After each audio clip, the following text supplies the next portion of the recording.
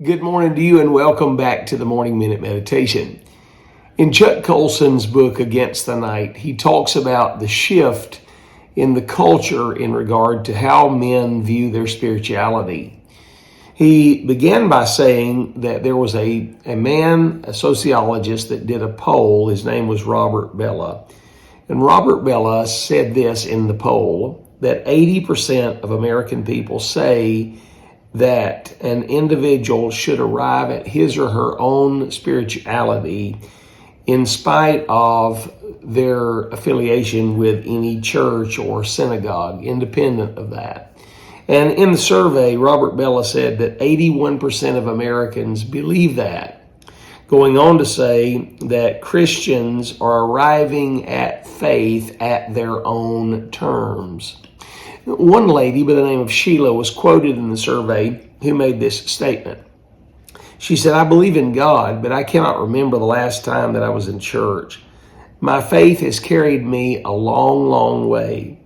She then refers to her faith as Sheilaism, using her own name, and says, "It's just my own little voice, but I am a Christian."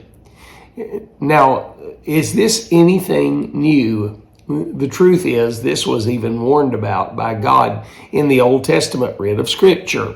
In the book of Numbers, there was a man that was, after the law was given, was out picking up sticks on the Sabbath day. When he was found, he was sequestered, and the Lord was asked by Moses and the leadership of Israel, "What do we do with this man?" And God said, "Stone the man to death." And then God went on to say, "Going forward, I need you to put a ribbon of blue, sew it in the hem of your garment, so that when you see it, you will know that there is a law and that God is serious about his law and it shouldn't be broken."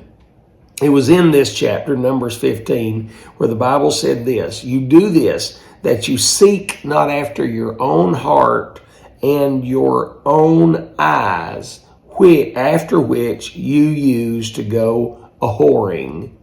Then in Deuteronomy 12 and 8, he said, these are some things that you should not do. And then he said that every man whatsoever is right in his own eyes.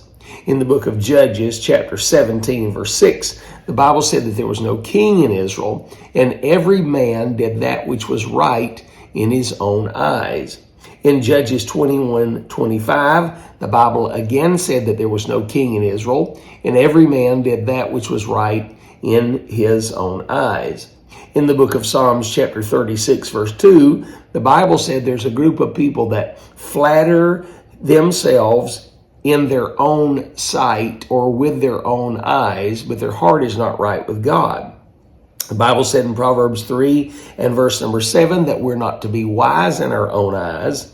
In Proverbs 12:15, the Bible said that the way of a fool is right in his own eyes. Proverbs 16 verse 2 said all the ways of man are right in his own eyes.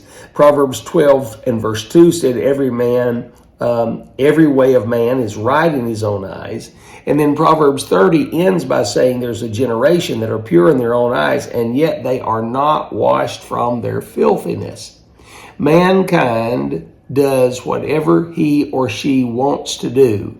That began in the Garden of Eden, and it has not concluded and will not conclude until this world is over and there's a new heaven and a new earth, and Christ sits upon the throne and we dwell with him throughout eternity as Lord and King. Man, including men in the church, do that which is right in their own eyes. It doesn't take long to scroll through social media and see the degeneration of the church as we knew it back in the old days, our old days, needless to see how far we have come in our own generation. But the bottom line is, man is doing that which is right in his own eyes. I don't have the right to do that. I belong to God. I am his child. And the only eyes I need to have are the eyes of Christ as I see what he says in his word, and by way of submission to that, living my life in accordance with the life of Christ. Consider what I say today, my friend. Have yourself a great cup of coffee and a grand, grand day.